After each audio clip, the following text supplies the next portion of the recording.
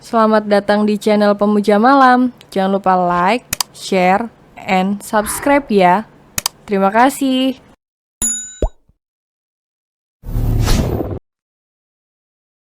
Episode 1. Bagaimana kalau dia menjadi anakku saja? Netra Hazel dari gadis berambut ikal panjang itu terus memandangi langit, yang sedang menumpahkan buliran airnya ke tanah. Cuaca begitu muram di luar sana bahkan ketika ia berada dalam ruangan saat ini. Seharian hujan turun membuat cuaca cukup dingin dan mengganggu berbagai aktivitas orang-orang di luar sana. Mungkin lebih baik kau pulang saja duluan, Lily. Istirahat, bukankah besok kau kembali bekerja? Bisa kau lihat tidak banyak orang yang akan datang karena hujan. Jadi tidak perlu membantu, ucap pria parubaya dengan pakaian koki dari balik konter di mana aktivitas memasak dilakukan. Baiklah, aku akan pulang sekarang. Gadis itu berkata seraya berjalan menuju ke sang pria paruh baya.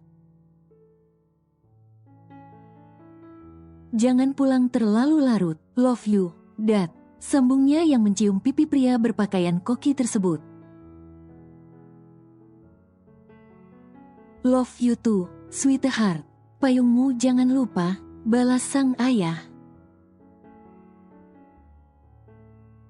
Gadis bernama Lily itu memberikan sinyal oke menggunakan jarinya. Kemudian mengambil tas selempang dan juga payung dari tempatnya di dekat pintu masuk. Lily beranjak keluar dari restoran sederhana tersebut setelah melambai kepada sang ayah. Menghela napas keras ketika melihat cuaca. Sepertinya akan terus hujan seperti ini hingga waktu lama, mungkin sampai pagi. Ia tidak terlalu senang dengan jalanan yang basah. Karena sering sekali membuatnya kehilangan keseimbangan, dan berakhir memalukan diri sendiri dengan terjatuh. Ia harap hari ini dirinya akan baik-baik saja. Namun ketika Lily membuka payungnya dan hendak bergegas pulang, kakinya terhenti hanya dalam 2 langkah. Ketika netranya menangkap sesuatu yang mengejutkan dirinya. Anak laki-laki yang ia kira berusia sekitar 5 atau 6 tahunan. Tengah duduk memeluk kaki di bawah guyuran hujan tak jauh dari pintu masuk. Wajahnya pucat karena kedinginan. Bahkan Lily bisa merasakan ketakutan dalam paras bocah laki-laki tersebut. Oh God, apa yang kau lakukan di sini, adik kecil? Lily dengan cepat mendatangi bocah tersebut. Berjongkok dan memayungi bocah berambut hitam legam tersebut. Bocah itu meringkuk ketakutan. Setengah menangis walau tak terlalu kentara karena air hujan membasahi wajahnya. Lily bisa melihat tubuh bocah itu gemetar karena takut. Meringkuk seolah melindungi tubuh kecilnya dari Lily. Mungkin waspada terhadap Lily sebagai orang yang tidak bocah itu kenal. Dahi sang gadis mengerut melihat gerakan tak biasa dari bocah itu. Jelas kalau sesuatu terjadi padanya. Hei, jangan takut, aku bukan orang jahat, namaku Lily, kata Lily dengan nada selembut beledu, merekahkan senyum hangat. Agar bocah di depannya ini tidak ketakutan. Perlahan bocah berambut legam tersebut melihat ke arah Lily. Mencoba menilai sang gadis apakah sungguh baik atau justru sebaliknya. Dan sebuah anggukan menjadi jawaban dari bocah itu. Menandakan kalau ia tidak merasakan sesuatu yang berbahaya dari Lily. Beberapa kali ia mencuri pandang untuk melihat sosok sang gadis. yang duduk kehujanan di depannya, sedangkan payung di tangan sang gadis justru digunakan untuk melindungi sang bocah dari guyuran hujan tak berkesudahan. Ikut aku ke dalam sana mau, di sini dingin, dan kau bisa sakit kalau terus di sini. Tenang saja, ini restoran ayahku. Bagaimana, kau mau? Bujuk Lily tanpa mengubah nada suaranya. Mana tega ia meninggalkan bocah kecil ini sendirian di bawah hujan. Dengan tubuh yang telah memucat karena kedinginan, sebuah anggukan dari sang bocah membuat Lily tersenyum lebih lebar. Senang karena ia mendapati kalau bocah ini mudah diajak bicara walau masih kecil. Mungkin insting sang bocah juga yang membutuhkan tempat hangat dan aman. Hingga membuatnya mau menerima bantuan dari orang asing seperti Lily. Bisa jalan? Tanya Lily. Gelengan kepala bocah itu lakukan. Mengerti dengan situasinya, Lily mengangkat perlahan sang bocah dari tempatnya duduk dan menggendongnya dengan mantap seolah ia terbiasa melakukan hal tersebut. Tak banyak bicara, Lily kembali masuk ke restoran yang belum ada 10 menit ia tinggalkan. Selamat datang, Lily. Kenapa kembali? Ada yang terting? Ucapan sang ayah terpotong ketika pria parubaya itu melihat sosok bocah kecil dalam gendongan anak gadisnya. Ayah, aku menemukannya di depan. Dia duduk sendirian di bawah hujan, jadi aku membawanya ke sini. Jelas Lily. Astaga, bagaimana bisa anak sekecil ini di luar sendirian kehujanan? Pria parubaya bernama Robert Larosa itu segera berlari kecil menuju ke Lily untuk melihat bocah lelaki di tangan anak gadisnya tersebut. Aku sendiri tidak tahu, kurasa tersesat atau buruknya kehilangan orang tuanya ketika di jalan. Dia sangat ketakutan dan kedinginan, sepertinya sudah lama di luar. Duga Lily seraya mengelus punggung bocah tersebut. Robert berlari ke ruangan lain dan keluar tidak lama kemudian dengan sebuah handuk di tangan. Miliknya yang ia taruh di ruang ganti bersama barang-barang lainnya. Dengan cepat ia menyelimuti tubuh bocah tersebut, membuatnya hangat. Bisa ia rasakan ketika tangannya bersentuhan dengan kulit sang bocah, dingin seperti es. Menandakan kalau bocah itu telah lama di bawah hujan di luar sana. Bagaimana kalau aku membawanya pulang, Dad? Kasihan dia kalau ditinggal di sini, dan kalau lapor polisi cuaca juga sedang hujan. Jika ada orang tuanya yang mencari sekitar sini, kau bisa meneleponku nanti. Pinta Lily yang tidak tega melihat kondisi sang bocah dalam gendongannya. Awalnya Robert ingin berkata tidak, namun ia tahu dengan jelas bagaimana putrinya itu jika menyangkut soal anak-anak. Baiklah, kau bisa mengurusnya di rumah. Aku akan memberitahumu jika ada kabar apapun mengenai anak hilang. Kata Robert akhirnya. Terima kasih, Dad. Senyum merekah indah di wajah gadis itu ketika ia mendapatkan izin dengan mudah untuk membawa bocah kecil tersebut untuk pulang. Tentu ia tidak bisa meninggalkan bocah sekecil itu yang ketakutan dan kedinginan di restoran dan harus diinterogasi oleh polisi. Setelah itu, Lily langsung bergegas untuk pulang. Ia berjalan menuju ke parkiran restoran, masuk ke dalam mobil SUV miliknya, menempatkan bocah itu di kursi penumpang, dan memakaikan sabuk pengaman dengan tepat. Buru-buru ia berlari ke kursi pengemudi dan menaikinya, menghidupkan mesin. Dan juga penghangat demi sang bocah.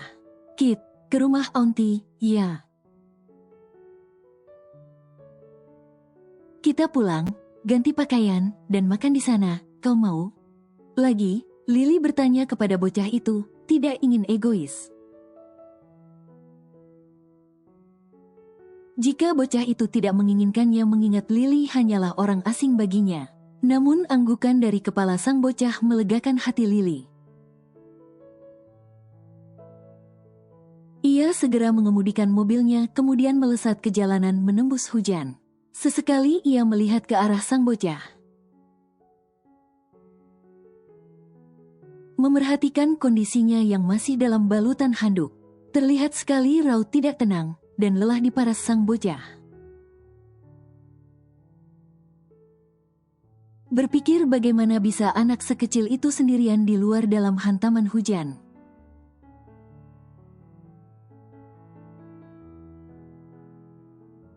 Pintu kayu besar yang terbuka dalam sebuah rumah besar dengan arsitektur modern. Kini menampakkan sosok setinggi 180 cm lebih. Dalam balutan jas yang tak dikancingkan, serta dasi yang tak lagi rapih. Raut wajah yang ditunjukkan membuat siapapun tahu kalau pria tersebut sedang murka. Bahkan ketika ia diam, tatapan matanya sanggup membuat orang di sekitarnya tak berani sekedar mengangkat kepala untuk melihat sosok tersebut. Rion, sepertinya Lukas melarikan diri dari para penculik. Mobil van yang menculik Lukas siang tadi telah ditemukan. Para penculiknya sudah diamankan, dan kata mereka Lukas berlari ketika mereka sedang mengeluarkan barang dari dalam mobil di Beverly Hills Street. Sampai sekarang Lukas tidak ditemukan dimanapun. Jelas pria berkemeja hitam dengan lengan baju digulung hingga siku. Sial, tidak peduli bagaimanapun caranya temukan Lukas sekarang juga, Dante. Turunkan semua orang untuk mencarinya. Tanyakan pada orang di sekitar daerah tempatnya menghilang. Sekarang. Perintah pria bernama Rion tersebut, seolah amarahnya tak lagi terbendung setelah mendengar anaknya diculik. Dan kali ini menghilang entah kemana tanpa ada yang tahu. Baik. Sahut pria bernama Dante yang segera beranjak pergi dari ruang kerja Rion. Tak ingin membuang banyak waktu, terutama ketika atasannya itu sedang murka. Rion menjatuhkan dirinya ke kursi kulit di balik meja kerja yang penuh dengan berkas. Ia menyurukkan tangan ke rambut dan mengusap wajahnya dengan keras. Frustrasi karena ketiadaan anaknya yang entah ada di mana. Matanya terus melihat keluar jendela yang basah karena hujan. Pikiran buruk bermain di kepala mengenai keadaan bocah kesayangannya di luar sana. Sendirian, dalam keadaan hujan. Takut kalau anaknya bertemu dengan orang jahat dan melakukan tindakan tak diinginkan. Memikirkannya saja sudah membuat seorang Rion takut. Kumohon, tetaplah selamat di luar sana, nak. Ucap Rion, berdoa akan keselamatan bocah 5 tahun yang merupakan anaknya bernama Lukas. Senin pagi, hari di mana harusnya semua orang bekerja, namun tidak untuk Lily hari ini. Ia memilih untuk mengambil cuti libur demi bocah 5 tahun yang kini tinggal bersamanya. Lily telah mendapati kalau bocah kecil tersebut bernama Lukas, dan berusia 5 tahun setelah bersusah payah bertanya tentangnya semalam. Walau tidak banyak informasi yang ia dapatkan dari bocah tersebut, Masih ada keraguan dan juga keterbatasan untuk seorang anak berusia 5 tahun. Mengingat apa saja yang orang lain butuhkan mengenai anak hilang. Bagaimana pancake-nya? Enak? Tanya Robert yang dengan baik hati memasakkan sarapan untuk putrinya dan juga bocah kecil ini. Enak. Jawab Lukas malu-malu dengan mulut penuh akan makanan. Lukas, boleh onti gigit tidak pipinya? Kenapa kau begitu menggemaskan? Ujar Lily yang sejak tadi tanpa jenuh terus memandangi Lukas. Siapa sangka setelah mandi dan bersih,